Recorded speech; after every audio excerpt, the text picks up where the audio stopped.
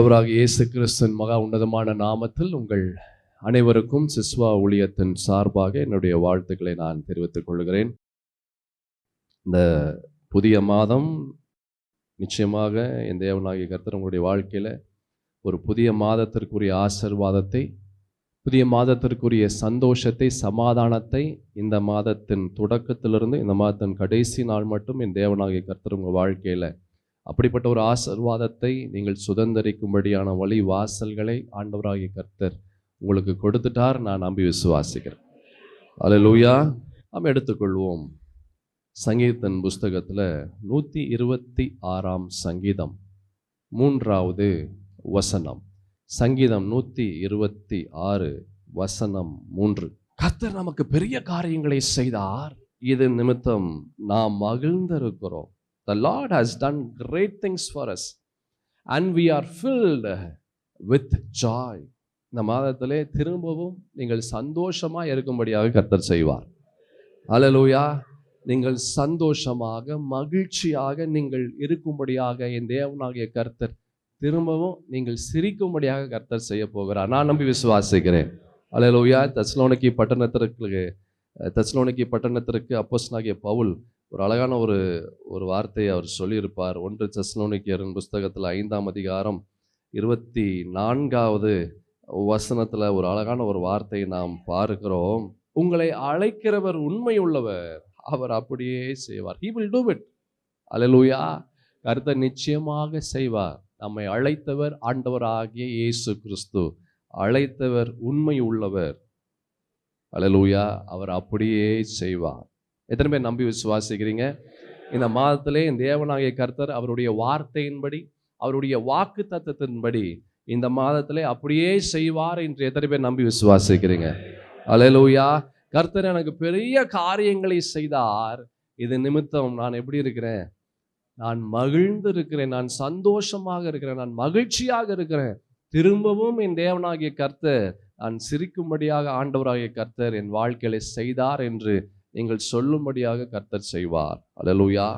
ஒரு மனிதனுடைய வாழ்க்கையில் we go through a lot of struggles and pains. பலவிதமான பாடுகள் வழியாக, வேதனைகள் வழியாக, வலிகள் நிறைந்த பலவிதமான பாதைகள் ஒரு மனிதனுடைய வாழ்க்கையின் பாதையாக இருக்கிறது. ஒவ்வொரு காலங்கள் ஒரு மனிதனுடைய வாழ்க்கையில் காணப்படுகிறது. அநேகருடைய வாழ்க்கையில் there is a season of weeping, அழுகையின் காலங்கள், season of struggle, பாடுகளின் காலங்கள். இந்த பாடுகளின் காலங்கள், இந்த வேதனையின் காலங்கள், இந்த அழுகையின் காலங்கள், இது ஒரு மனிதனை மிகவும் வேதனைப்படுத்துகிறது. மிகவும் பலவிதமான பாடுகளுக்குள்ளாக அவன் கடந்து வரும்படியாக செய்கிறது. அந்த காலம் அநேகருடைய வாழ்க்கையில் முடியவே மாட்டேங்குது. அது ரொம்ப நாள் இருக்கு, ரொம்ப வருஷம் அந்த பாடுகள் நிறைந்த காலம்தான், ரொம்ப வருஷம் அந்த வேதனை நிறைந்த காலம்தான். அந்த காலம் மாறவே மாட்டேங்குது. The season of struggle or the season of weeping, it does not change. அது மாறவே மாட்டேங்குது. அத்தனை விதமான போராட்டங்கள், அத்தனை விதமான பாடுகள் பல வருடங்களாக ஒரு மனிதனுடைய வாழ்க்கையில் அது காணப்படுகிறது. நாம் எதிர்கொள்ளுகிற அந்த அந்த பாடுகள், அந்த காலங்கள் நமக்கு என்ன காண்பிக்குதுன்னா, இத்தனை வருஷம் மாறல, இனிமேல் எப்படி மாறும்? இத்தனை ஜபங்கள் நீ செய்த, இத்தனை உபவாசம் நீ இருந்த, இன்னும் உன்னுடைய சூழல் மாறலையே, அப்படின்னா என்ன அர்த்தம்? இது நிரந்தரம் என்று நம்முடைய காலங்கள் நமக்கு காண்பிக்குது. அல்லேலூயா. கடைசி வரைக்கும் இப்படி தாங்க, இந்த நிலை தான், கடைசி வரைக்கும் என்னுடைய சூழல் இப்படி தான் அப்படின்னு சொல்லி நம்முடைய சூழ்நிலைகள், நம்முடைய காலங்கள் நமக்கு காண்பிக்குது. Hallelujah. It is showing that this is permanent.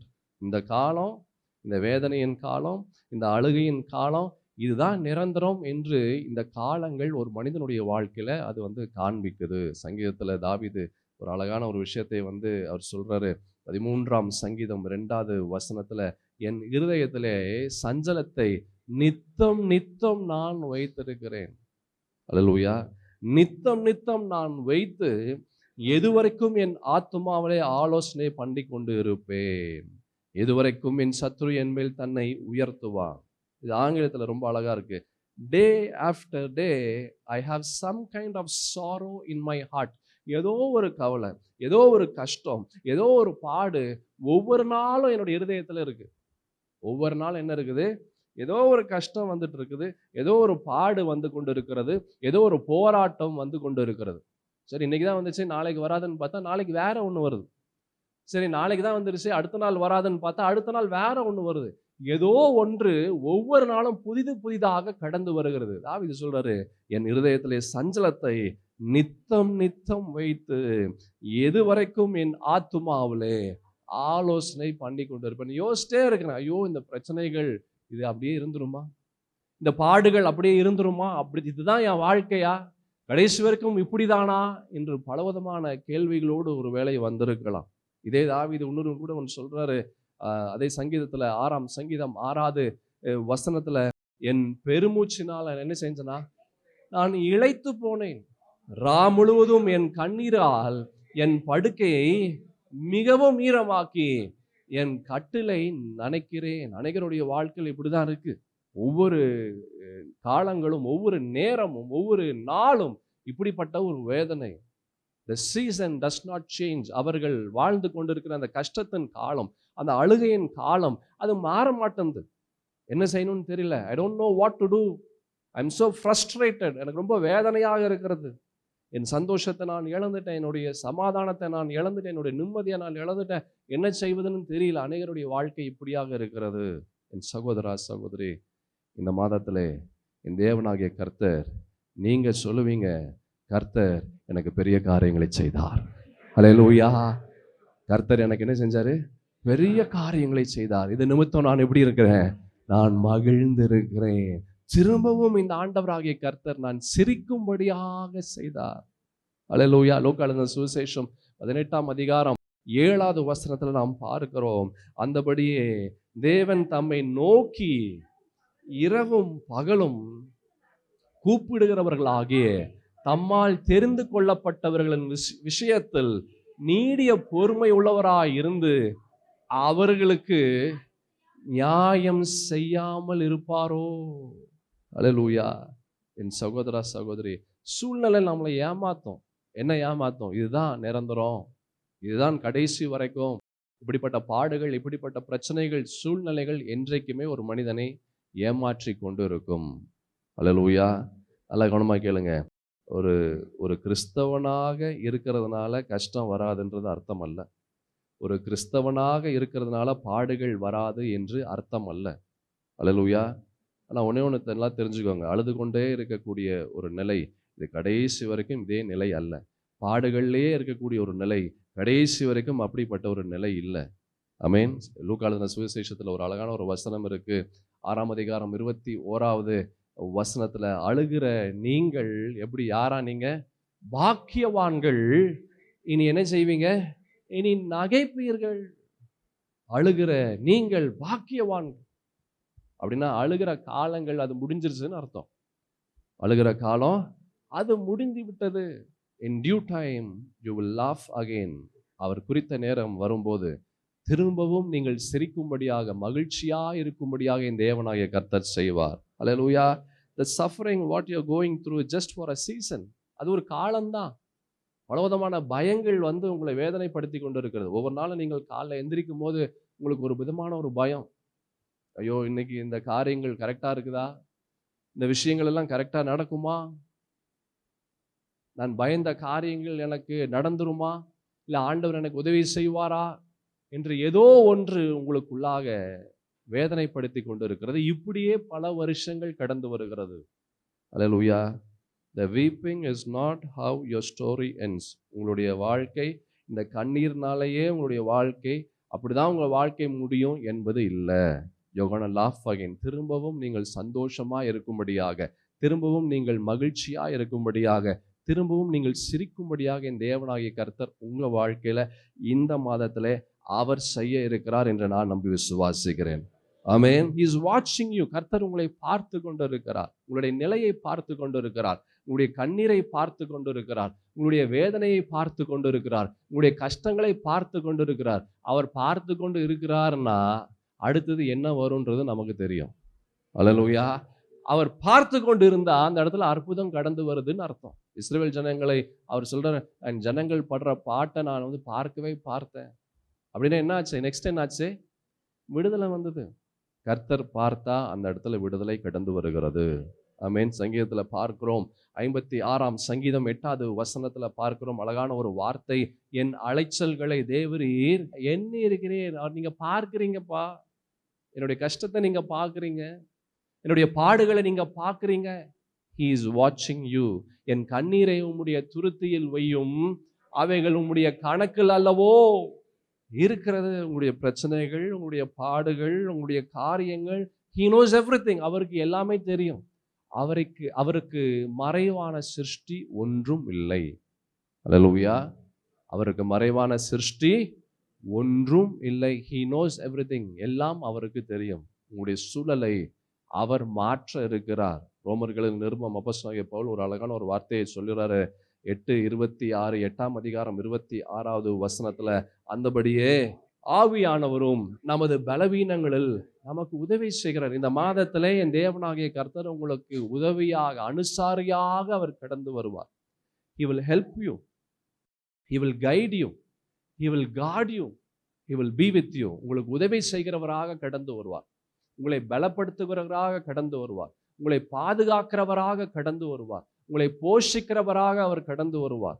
என்ன அழகான ஒரு வார்த்தை. அந்தபடியே ஆவியானவரும் நமது பலவீனங்களில் நமக்கு உதவி செய்கிறார். நாம் ஏற்றபடி வேண்டிக் கொள்ள வேண்டியது என்னதென்று அறியாமல் இருக்கிறபடியால் ஆவியானவர் தாமே வாக்கு கடங்காத பெருமூச்சுகளோடு நமக்காக வேண்டுதல் செய்கிறார். பிரச்சனைகள், பாடுகள், போராட்டங்கள், இந்த காலங்களெல்லாம் நம்ம நெக்ஸ்ட் என்ன செய்யணும்னு தெரியாம திகைத்து கொண்டு இருக்கோம்.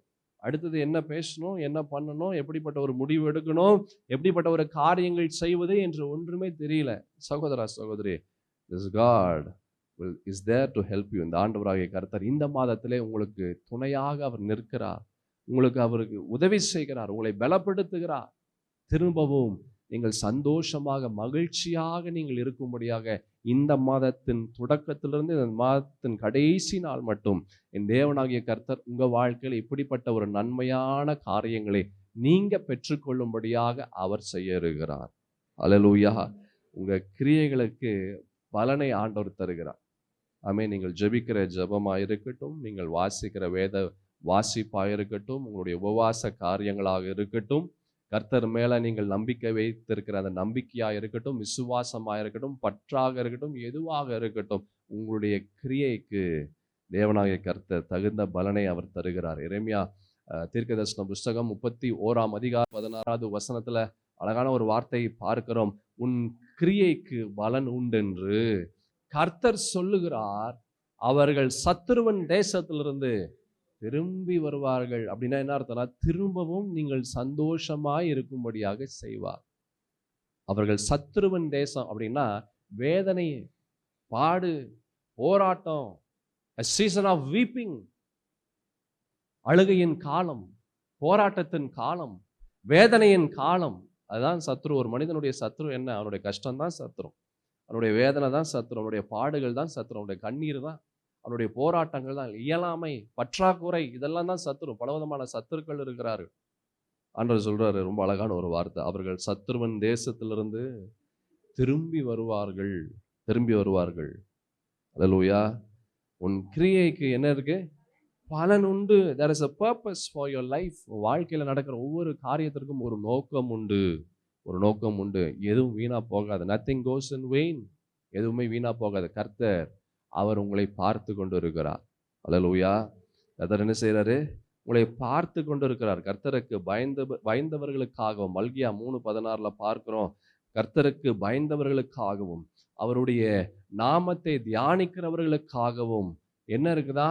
ஞாபக புஸ்தகம் ஒன்று அவருக்கு முன்பாக எழுதப்பட்டு இருக்கிறது. He keeps tracks of everything. நம்ம வாழ்க்கையில நடக்கிற ஒவ்வொரு காரியத்தையும் அவர் எழுதி வைத்திருக்கிறார். அல்லேலூயா. ஒரு ஞாபக புஸ்தகம் என்று ஒன்று இருக்கிறது. கர்த்தருக்கு பயந்தவர்களுக்காக, அவருடைய நாமத்தை தியானிக்கிறவர்களுக்காகவும் என்ன இருக்குது? ஞாபக புஸ்தகம் ஒன்று அவருக்கு முன்பாக எழுதப்பட்டு இருக்கிறது. சகோதரா சகோதரி, டோன்ட் வரி, கவலைப்படாத. நீ செய்கிற உன்னுடைய நற்கிரியைகள், நீ செய்கிற நன்மையான காரியங்கள், கர்த்தருக்கு பயப்படுகிற பயம், கர்த்தர் எதிர்பார்க்கிற வாழ்க்கை, இந்த காரியங்களெல்லாம் கர்த்தர் அவருடைய நினைவுகளை வைத்திருக்கிறார். இப்ப வேணா அவருடைய பலனை நம்ம பார்க்காமல் இருக்கலாம். அநேகர் சொல்லுவாங்க, ஐயோ நான் ஆண்டவர் எதிர்பார்க்கிற ஒரு வாழ்க்கை நான் வாழுகிறேன், கர்த்தர் சொல்லுகிறதெல்லாம் நான் செய்கிறேன், ஆனா என்னுடைய சூழல் இன்னும் மாறல, இன்னும் நான் கஷ்டப்பட்டு கொண்டு தான் இருக்கிறேன், இன்னும் நான் வேதனைப்பட்டு கொண்டு தான் இருக்கிறேன், இன்னும் பாடுகள் தான் இருக்கு, என்னுடைய பாடுகளின் காலங்கள் இன்னும் முடிய மாட்டேங்குது, ரொம்ப வருஷம் இந்த பாடுகளின் காலத்துல இருக்கிற, ரொம்ப வருஷம் இந்த அழுகையின் காலத்துல இருக்கிற, இன்னும் என்னுடைய நிலை மாற மாட்டேங்குது. ஏன் என்னுடைய நிலை மாற மாட்டேங்குது? கர்த்தர் பார்த்து கொண்டு இருக்கிறார். சகோதரா சகோதரி, நீ எது உன்னுடைய வாழ்க்கையில வேதனையோடு கண்ணீரோடு நீ சொல்லுகிற ஒவ்வொரு விஷயமும் வேதம் சொல்லுகிறது ஒரு புத்தகத்துல அவர் வைத்திருக்கிறார். அல்லேலூயா. என் சகோதரா சகோதரி, நத்திங் கோஸ் இன் வெயின். எதுவுமே வீணாய் போகாது, எதுவுமே வீணாய் போகாது. புழுக்கள் பட்சித்த வருஷத்தின் விளைவுகளை தேவனாகிய கர்த்தர் உனக்கு என்ன செய்யறாரு? அவர் திரும்ப தருகிறார். அல்லேலூயா. அப்படி அவர் திரும்ப தரும்போது அந்த ஆசீர்வாதம் ரொம்ப பெரிய ஆசீர்வாதமாக இருக்கும், அந்த நன்மை ரொம்ப பெரிய நன்மையாக இருக்கும், அந்த விடுதலை ரொம்ப பெரிய விடுதலையாக இருக்கும்.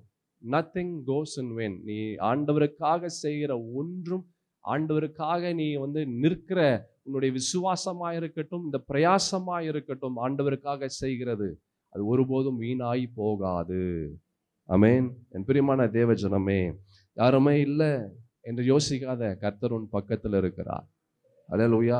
என்ன செய்யணும்னு தெரியல, கர்த்தர் உன் பக்கத்தில் இருக்கிறார். ஐயோ என் வாழ்க்கை இப்படியே முடிஞ்சிருமா? கவலைப்படாத, கர்த்தர் உன் பக்கத்தில் இருக்கிறார். உன்னுடைய நடைகளை அவர் பார்த்து கொண்டு இருக்கிறார். அந்த நடைகள் கஷ்டத்தை கொண்டு வருவதை போல இருக்கும், அந்த நடைகள் கண்ணீரை நீ பெற்றுக்கொள்வதை போல இருக்கும், அந்த நடைகள் உன்னுடைய வாழ்க்கையில இழப்புகளை கொண்டு வரக்கூடியதாக இருக்கும். ஆனா ஒன்று மறந்து விடாதே, கர்த்தர் உன் பக்கத்தில் இருக்கிறார். உன்னுடைய சூழல் ஒவ்வொன்றையும் கர்த்தர் பார்த்து கொண்டிருக்கிறார். கர்த்தரை மீறி எதுவுமே என்றைக்குமே நடக்காது. அல்லேலூயா. திரும்பவும் உன்னுடைய நிலையை இந்த இயேசுவால் மாற்ற முடியும். இந்த மாதத்துல நீங்க சொல்லுவீங்க, கர்த்தர் எனக்கு பெரிய காரியங்களை செய்தார், இதன் நிமித்தம் நான் எப்படி இருக்கிறேன்? நான் மகிழ்ச்சியாக மகிழ்ந்திருக்கும்படியாக ஆண்டவராகிய கர்த்தர் செய்தார். திரும்பவும் நீ சந்தோஷமா இருக்கும்படியாக என் தேவனாகிய கர்த்தர் இந்த மாதத்துல அவர் செய்ய இருக்கிறார் என்று நான் நம்பி நான் விசுவாசிக்கிறேன். ஆமென்.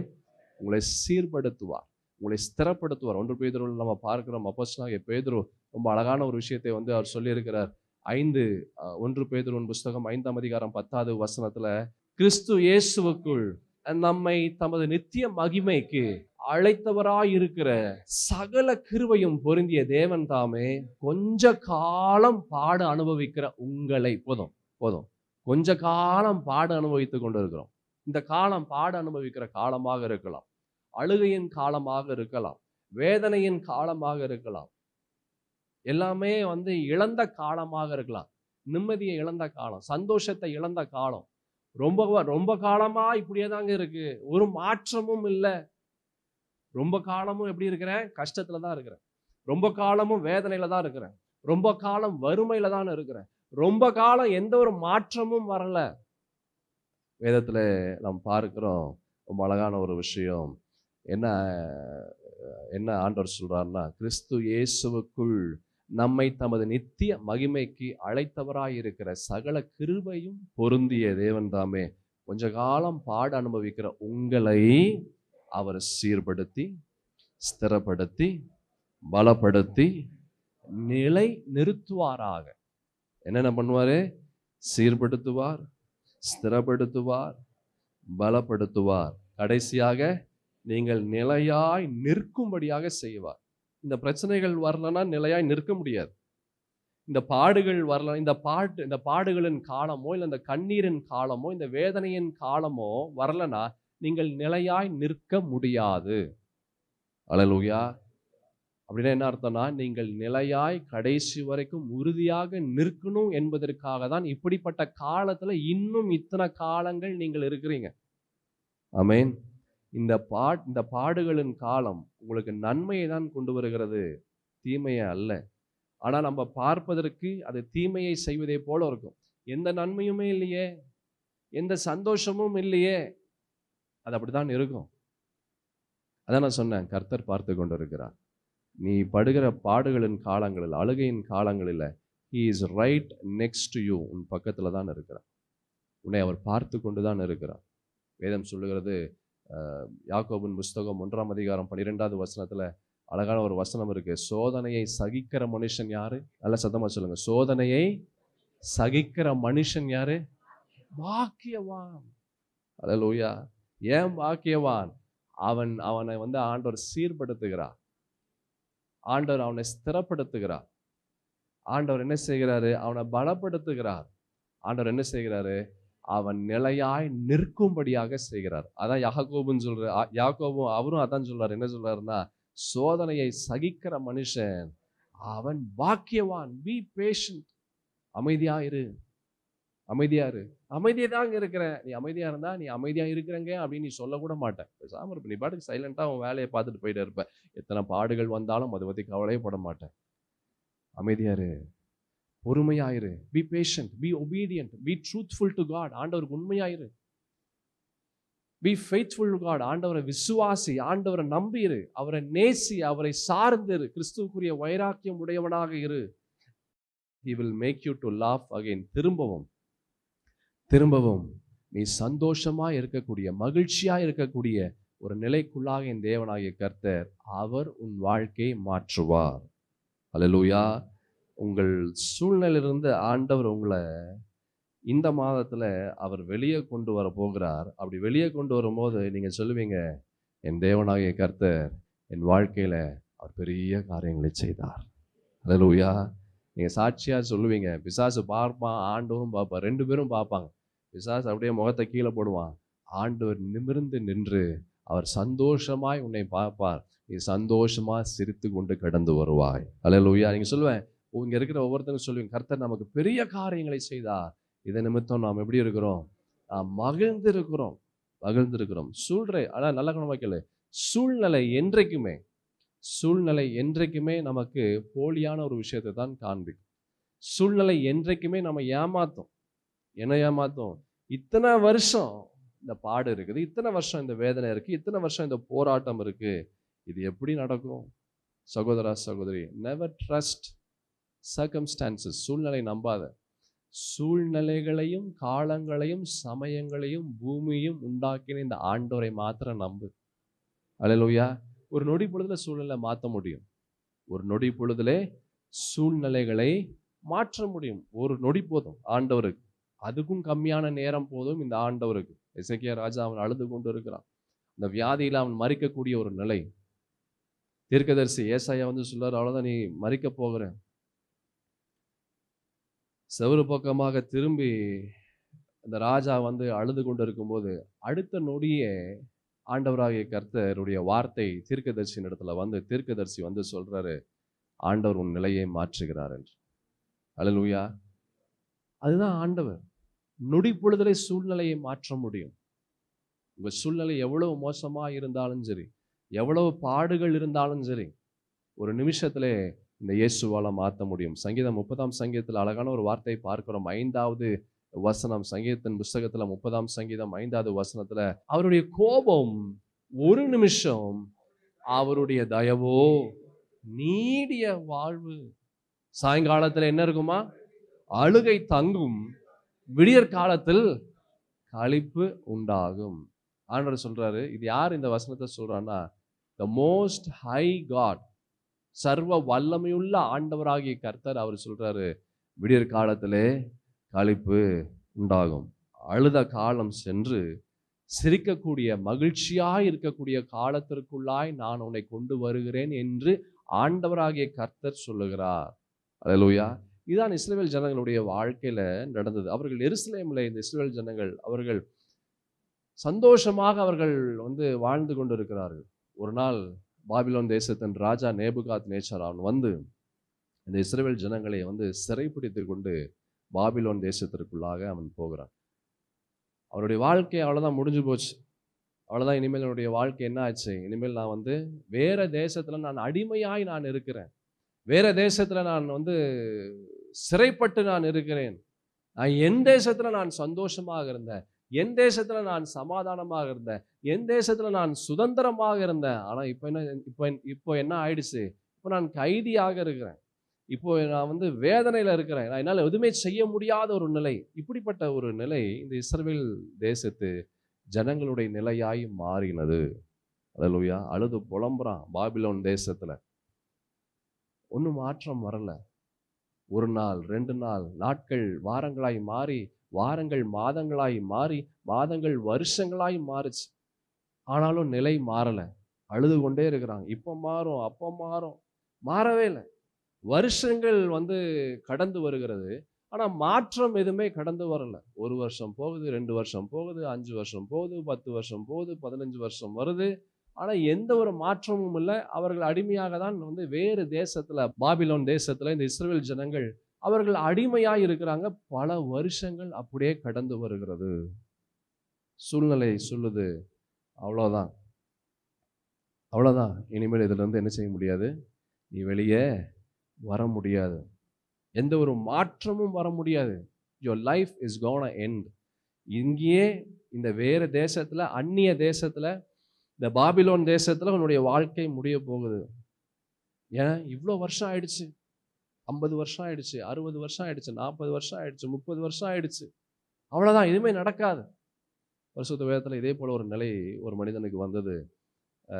38 வருஷம் ஒருத்தன் வியாதியாய் அவன் படுத்து கொண்டு இருந்தான். யோவானுக்கு எழுதின சுவிசேஷத்துல அந்த மனிதனை நாம் பார்க்க முடியும். வாசிக்க வேண்டாம், 5ஆம் அதிகாரத்துல அந்த மனிதனை நாம் பார்க்க முடியும். There was a man at the pool of Bethesda குளம் என்ற ஒரு அந்த இடத்துல ஒருவன் 38 வருஷம் வியாதியா இருந்தான் படுத்துக்கொண்டு. யோசித்து பாருங்களேன், அவனுடைய வாழ்க்கையில இன்னைக்கு சரியாயிடும், நாளைக்கு சரியாயிடும், இன்னும் 2 வருஷத்துல சரியாயிடுங்க, இன்னொரு 5 வருஷத்துல என்னுடைய சூழல் மாறிடும், இன்னொரு 10 வருஷத்துல எல்லா பிரச்சனையிலிருந்து நான் வெளியே வந்துடுவேன். 38 வருஷம் ஆச்சு. 38 வருஷம் சூழல் மாறவே இல்லை. இயேசு அந்த இடத்துல வர வரைக்கும் மாறவே இல்லை. அவன் என்ன யோசித்திருப்பான்னு நினைக்கிறீங்க? சொல்லுங்க. இத்தனை பேர் இருக்கிறீங்க இந்த இடத்துல, அவன் என்ன யோசித்திருப்பான்னு நீங்க நினைக்கிறீங்க? சொல்லுங்க, வேகமா சொல்லுங்க. அவ்வளவுதான், இதுதான் என்னுடைய வாழ்க்கை, இதுதான் நிரந்தரம். எது நிரந்தரம்? இந்த வியாதி, இந்த வேதனை, இந்த இயலாமை, இந்த போராட்டம், இதுதான் என்னுடைய வாழ்க்கையின் நிரந்தரம். இது மாறவே மாறாது. இது என்ன செய்யாது? மாறவே மாறாது. ஏன் அப்படி நினைச்சா? வருடங்கள் ரொம்ப அதிகமாக இருக்கிறது. ரொம்ப வருஷம் ஆயிடுச்சு. 38 வருஷம் ஆயிடுச்சு.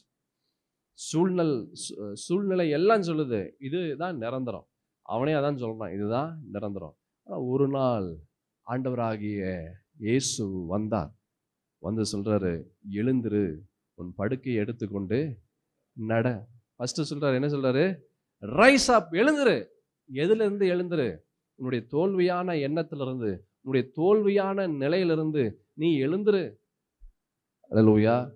38 வருஷம் அவனை படுக்க வச்சது, 38 வருஷம் அவனுக்கு வேதனையை கொடுத்துச்சு, 38 வருஷம் அவன் எந்த ஒரு காரியத்தையும் செய்ய முடியாத ஒரு நிலை. ஆனா ஒரு நொடி பொழுதுலே, இயேசு வந்த ஒரு நொடி பொழுதுலே, இயேசுனுடைய வார்த்தை வந்த அந்த நொடி பொழுதுலே, அந்த 38 வருஷத்தினுடைய பிடி அவனை விட்டு கடந்து ஓடுச்சு. அல்லேலூயா. அதுதான் இயேசு. இந்த இயேசுவுக்கு முன்னாடி 38 வருஷம் அல்ல, 400 வருஷம் இருந்தா கூட இயேசுவுக்கு முன்பாக ஒன்றும் செய்ய முடியாது. அல்லேலூயா. 400 வருஷம் ஜனங்களை, இஸ்ரவேல் ஜனங்களை அப்படி பிடித்து கொண்டிருந்தது.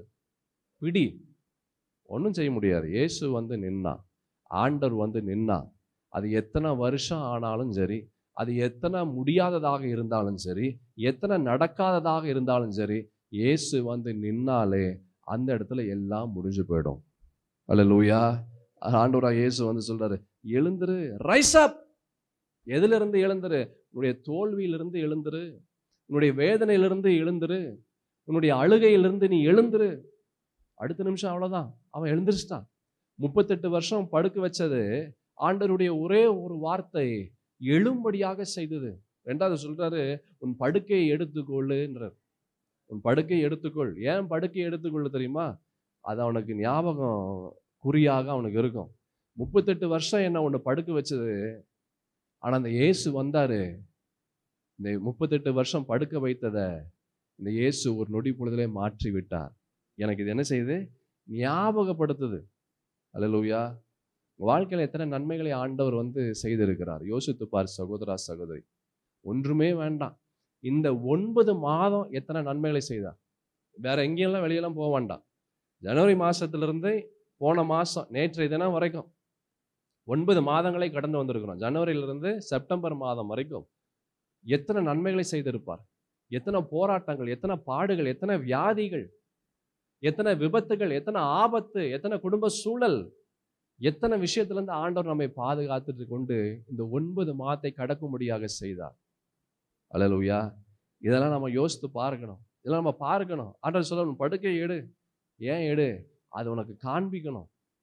அது உனக்கு இந்த இயேசு யார் என்று காண்பிக்கணும். 3வது சொல்றார், நட. என்ன நட? போ, புதிய வாழ்க்கைக்குள்ளாக போ, வெற்றிக்கு நோக்கி போ, விடுதலை நோக்கி போ, ஆசீர்வாதத்திற்கு நோக்கி போ, ஆசீர்வாதத்திற்கு நேராக, வெற்றிக்கு நேராக, விடுதலைக்கு நேராக போ. அல்லேலூயா.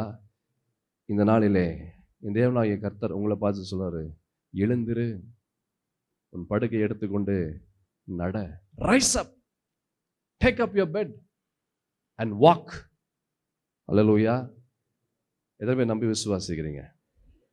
என் தேவனாகிய கர்த்தர் என் வாழ்க்கையில எத்தனை காலங்கள் நான் என்னை முடக்கி வைத்தாலும், எத்தனை காலங்கள் நான் வேதனையான ஒரு பாடுகள் வழியாக, வேதனையான ஒரு நிலைக்குள்ளாக என்னுடைய வாழ்க்கை கடந்திருந்தாலும், என் தேவனாகிய கர்த்தர் வந்தா அந்த இடத்துல நான் எழும்படியாக செய்யும். அந்த இடத்துல நான் என்னுடைய காரியங்கள் எல்லாம் நான் எடுத்துக்கொண்டு நான் நடக்கும்படியாக செய்யும். எத்தனை பேர் நம்பி விசுவாசிக்கிறீங்க? அல்லேலூயா. இந்த இஸ்ரவேல் ஜனங்கள் அவர்கள் இந்த பாபிலோன் தேசத்துல அவர்கள் வேதனையோடு அவர்கள் அழுது கொண்டிருக்கிறார். நீங்க இந்த விஷயத்தை சங்கீதத்தின் புஸ்தகத்துல பார்க்க முடியும். 137ஆம் சங்கீதத்துல 1-7 வசனங்கள் இந்த காரியத்தை நாம் பார்க்க முடியும். வாசிக்கலாம். பாபிலோன் ஆறுகள் அருகே நாங்கள் உட்கார்ந்து அங்கே சீயோனை நினைத்து என்ன செஞ்சோம்? அழுதோம். அதன் நடுவில் இருக்கும் அலரி செடிகளின் மேல் எங்கள் கிண்ணறங்களை தூக்கி வைத்தோம். எங்களை சிறைப்பிடித்தவர்கள் அங்கே எங்கள் பாடல்களையும் எங்களை பாழாக்கினவர்கள் மங்கள கீதத்தையும் விரும்பி சீயோனின் பாட்டுகளில் சிலதை எங்களுக்கு பாடுங்கள் என்று சொன்னார்கள். கர்த்தரின் பாட்டை அந்நிய தேசத்தில் நாங்கள் பாடுவது எப்படி? எருசலேமே, நான் உன்னை மறந்தால் என் வலது கை தன் தொழிலை மறப்பதாக. நான் உன்னை நினையாமலும் எருசலேமை என் முக்கியமான மகிழ்ச்சியிலும் அதிகமாக எண்ணாமலும் போனால் என் நாவு என் மேல்வாயோட ஒட்டிக்கொள்வதாக. கர்த்தாவே, எருசலேமின் நாளில் ஏதோமின் புத்திரரை நினையும். அவர்கள் அதை இடித்து போடுங்கள், அஸ்திபாரம் மட்டும் இடித்து போடுங்கள் என்று சொன்னார்கள். இந்த இஸ்ரவேல் ஜனங்கள் அந்நிய தேசத்துல, பாபிலோன் தேசத்துல தன்னுடைய தேசத்தை குறித்து அவர்கள் அழுது கொண்டிருக்கிறார்கள். முன்பு எவ்வளவு சந்தோஷமாக இருந்தேன், முன்பு எவ்வளவு சந்தோஷமாக நான் இருந்தேன், என் வாழ்க்கை எப்படி இருந்தது, என்னுடைய நிலை எப்படி இருந்தது, என்னுடைய சூழல் எப்படி இருந்தது என்று முன்பு நடந்த விஷயங்களை அவர்கள் யோசித்து அவர்கள் அழுது கொண்டு இருக்கிறார்கள். என் சகோதரா, சகோதரி, நீ எதை கண்டு அழுது கொண்டு இருக்கிற? நீ எதை யோசித்து கொண்டு அழுது கொண்டு இருக்கிறாய்? நீ எதை குறித்து அழுது கொண்டு இருக்கிறாய்? ஆகார் தன்னுடைய மகனுக்காக அவர் அழுதார். ஏசா தான் இழந்த ஆசீர்வாதத்திற்காக அவன் அழுது கொண்டு இருந்தான். யாக்கோபு யோசேப்புக்காக அவன் அழுது கொண்டு இருந்தான். அன்னாள் தனக்கு குழந்தை இல்லையேன்னு சொல்லி அழுது கொண்டு இருந்தான். இஸ்ரவேல் ஜனங்கள் தங்களுடைய நிலையை குறித்து அழுது கொண்டிருந்தாங்க. சொல்லிக்கொண்டே இருக்கலாம். பேதுரு அவன் மனங்கசந்து அழுது கொண்டிருந்தான், ஆண்டவரை நான் மறுதலித்து விட்டேன் என்று. இங்க இந்த ஜனங்கள் அவர்கள் அழுது கொண்டு இருக்கிறார்கள். எங்க அழுது கொண்டு இருக்கிறாங்க? பாபிலோன் தேசத்துல அழுது கொண்டு இருக்கிறார்கள். இதுல அந்த வசனம் 3ல நம்ம பார்த்தோம் என்றால் அவர்கள் சொல்றாங்க, எங்களை சிறைப்பிடித்தவர்கள் அங்கே எங்கள் பாடல்களையும் எங்களை பாழாக்கினவர்கள் மங்கள கீதத்தையும் விரும்பி சீயோனின் பாட்டுகளில் சிலதை எங்களுக்கு பாடுங்கள் என்று சொன்னார்கள். இவர்களே அழுது கொண்டு இருக்கிறான், இவனே வேதனையில் இருக்கிறான், இவனை போய் பாட்டு பாடுன்னு சொல்றான். அல்லேலூயா. இவனே வேதனையில் இருக்கிறான், இவனே கஷ்டத்தில் இருக்கிறான், இவனை என்ன செய்யறாங்க?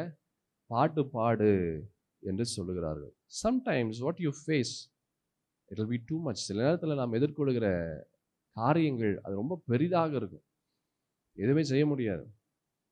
இருதயமே உடைந்து போகக்கூடிய ஒரு நிலை. அனைவருடைய வாழ்க்கையில் இப்படிப்பட்ட ஒரு நிலை அவருடைய நிலையாக இருக்கிறது. என்னதான் செய்யணும்னு தெரியல, ஏன் வாழ்கிறனே தெரியல, வாழ்கிறதுக்கு ஒரு அர்த்தமே இல்லை. ஏதாச்சும் ஒரு காரியமாச்சும் இருக்குதா, நான் வாழறேன், நான் வாழ்கிறேன், இல்லை நான் வாழணும், நான் வாழணும் அப்படின்னு ஏதாச்சும் ஒரு காரியம் இருக்குதா? ஒன்றுமே இல்லை. அனைவருடைய வாழ்க்கையில் எதுவுமே இருக்காது. ஏன்னா அவ்வளோ பாடுகள் இருக்குது, அவ்வளோ பிரச்சனைகள் இருக்குது. எங்கே திரும்பினாலும் பிரச்சனை தான், எங்கே திரும்பினாலும் சந்தோஷம் இல்லாத ஒரு விஷயம்தான். பலவிதமான நிலை, பலவிதமான சூழ்நிலை, இருதயமே உடைந்து போகக்கூடிய ஒரு நிலை. Are you facing this kind of situation? வாழ்க்கையில் இப்படிப்பட்ட ஒரு நிலை உன்னுடைய நிலையாய் இருக்கிறதா? என் சகோதரா சகோதரி, கவலைப்படாத. இந்த மாதத்தில் என் தேவனாகிய கர்த்தர் உன் வாழ்க்கையில் பெரிய காரியங்களை அவர் செய்ய இருக்கிறார். அல்லேலூயா. நீங்கள் சொல்லுவீங்க, கர்த்தர் என் வாழ்க்கையில் பெரிய காரியங்களை செய்தார். என் தேவனாகிய கர்த்தர் நான் மகிழ்ச்சியாக இருக்கும்படியாக, நான் சந்தோஷமாக இருக்கும்படியாக, நான் விடுதலையோடு இருக்கும்படியாக என் தேவனாகிய கர்த்தர் செய்தார் என்று நீங்கள் சாட்சியாய் நிற்கும்படியாக கர்த்தர் செய்வார். தாவீதனுடைய வாழ்க்கையில் ஆரம்பத்திலிருந்து கடைசி வரைக்கும் பல பாடுகள் தான், பல வேதனைகள் தான். ஒரு சமயம் தாவீதும் அவனோடு இருந்தவர்கள் அவர் வெளியே போயிருப்பாங்க. அப்போது தாவீது இருந்த இடத்துல உள்ள அவனுடைய மனைவி, பிள்ளைகள், அவனுடைய கூட வந்த அவனுடைய ஆட்களுடைய மனைவி, பிள்ளைகள், எல்லா பொருட்கள் எல்லாத்தையும் அமலேக்கியர்கள் அவர்கள் திருடி கொண்டு அவர்கள் போயிடுவாங்க. வேதம் சொல்லுகிறது, 1 சாமுவேலின் புஸ்தகம் 30ஆம் அதிகாரத்தில் 4வது வசனம் ரொம்ப அழகான ஒரு வார்த்தை, இப்படியாக சொல்லப்படுகிறது. அப்பொழுது தாவீதும் அவனோடு இருந்த ஜனங்களும் அழுகிறதற்கு தங்களில் பலன் இல்லாமல் போகும் மட்டும் சத்தமிட்டு அழுதார்கள். அழக்கூட பலன் இல்லை, யோசித்து பாருங்க. தாவீது ஒரு பெரிய வீரன்,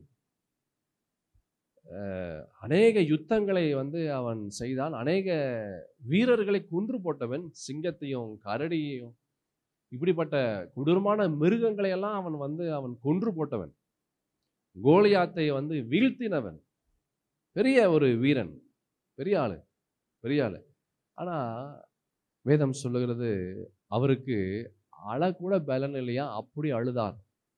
சில நேரத்தில் மனிதருடைய வாழ்க்கையில் இப்படிப்பட்ட ஒரு நிலை கண்டிப்பாக வரதான் செய்யும். எத்தனை பெரிய ஆளாக இருந்தாலும் சரி, எத்தனை பெரிய வீரனாக இருந்தாலும் சரி, எத்தனை உயர்வான ஸ்தானத்தில் இருந்தாலும் சரி, இப்படிப்பட்ட ஒரு நிலை கண்டிப்பாக வரும். எல்லாத்துக்கும் பிரசங்கியில் நம்ம பார்க்கிறோம், எல்லாத்துக்கும் ஒரு காலம் இருக்கு, எல்லாத்துக்கும் ஒரு காலம் உண்டு, ஒவ்வொன்றுக்கும் ஒவ்வொரு காலம் உண்டு. வானத்தின் கீழ் இருக்கிற ஒவ்வொரு காரியத்திற்கும் ஒவ்வொரு சமயம் உண்டு. பிறக்க ஒரு காலம் உண்டு, இறக்க ஒரு காலம் உண்டு, நட ஒரு காலம் உண்டு, நட்டதை பிடுங்க ஒரு காலம் உண்டு. எல்லாத்துக்கும் ஒரு காலம். அதே மாதிரி ஒரு காலம் உண்டு. அதுக்கு பிற்பாடு என்ன இருக்கு? நகைக்கவும் ஒரு காலம் உண்டு, சிரிக்கவும் ஒரு காலம் உண்டு. என் சகோதரா சகோதரி, என்ன காலத்திற்குள்ளா இருக்கிறாய்? ஐயோ, ரொம்ப வருஷம் நான் வேதனையின் காலத்துல தான் இருக்கிறேன், ரொம்ப வருஷம் நான் அழுகியின் காலங்களுக்குள்ளாக தான் இருக்கிறேன். இந்த மாதத்திலே நீ சிரிக்கக்கூடிய, மகிழ்ச்சியா இருக்கக்கூடிய காலத்திற்குள்ளாக என் தேவனாகிய கர்த்தர் உன்னை அழைத்து கொண்டு வருகிறார். அல்லேலூயா. இந்த இஸ்ரவேல் ஜனங்களுடைய வாழ்க்கையில அவர்கள் அழுது கொண்டு இருக்கக்கூடிய ஒரு காலம் பாபிலோன் தேசத்துல இருந்தது. they were weeping. அவர்கள் சந்தித்து கொண்டு இருக்கிற அந்த பிரச்சனை அது ரொம்ப பெருசு. it was much bigger, it was much stronger and it was much powerful.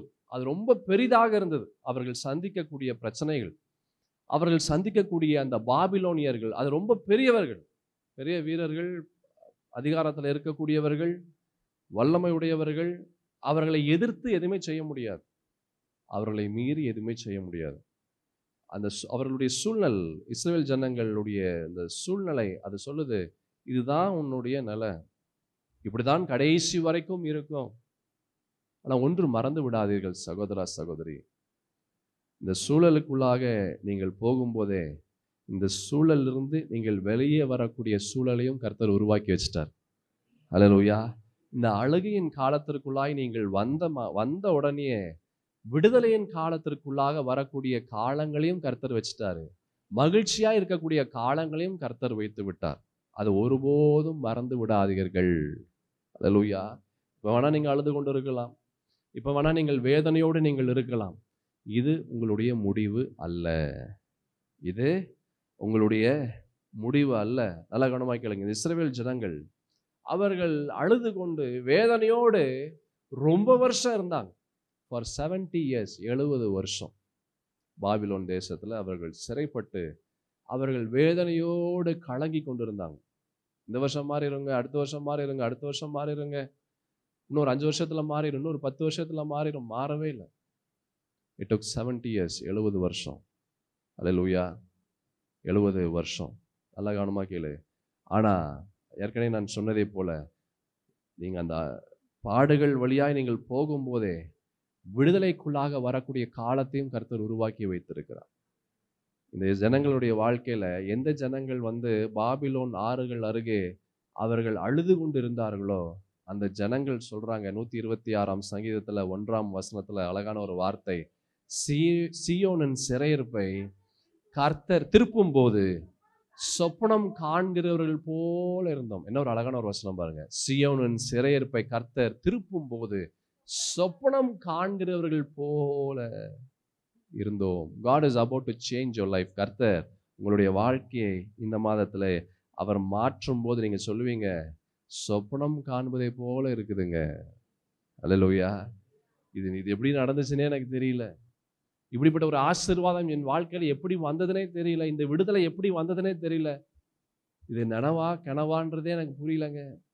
இந்த ஜனங்கள், இஸ்ரவேல் ஜனங்கள் அதான் சொன்னாங்க, ஆண்டவர் எங்களுடைய சூழ்நிலையை, எங்களுடைய சிறையிருப்பை, எங்களுடைய கஷ்டத்தை, எங்களுடைய வேதனை, எங்களுடைய கண்ணீரை, எங்களுடைய அவமானத்தை அதை மாற்றும் போது அது ஒரு கனவு போல இருந்துச்சு. இதெல்லாம் நடக்குமா? இதெல்லாம் வருமா? இப்படிப்பட்ட நிலை எங்களுடைய நிலையாய் மாறுமா? அது கனவு போல இருந்துதான். லிசன், நல்லா கவனமாக கேளு.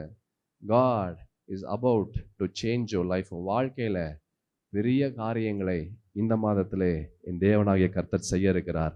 நீங்க சொல்லுவீங்க, சொப்பனம் காண்பதை போல இருக்குதுங்க. எப்படிதான் கர்த்தர் மாத்தினாருன்னு தெரியல, எப்படிதான் இந்த காரியங்கள் நடந்ததுன்னு தெரியல என்று நீங்கள் சொல்லும்படியாக இந்த மாதத்துல என் தேவனாகிய கர்த்தர் செய்வார் என்று நான் நம்பி விசுவாசிக்கிறேன். எத்தனை பேர் நம்பி விசுவாசிக்கிறீங்க? கர்த்தர் பெரிய காரியங்களை செய்தார். இதை நிமித்தம் நான் மகிழ்ந்திருக்கிறேன். அல்லேலூயா, அல்லேலூயா. இதனுடைய தொடர்ச்சியை வருகிற வாரத்தில் நாம் பார்க்கலாம்.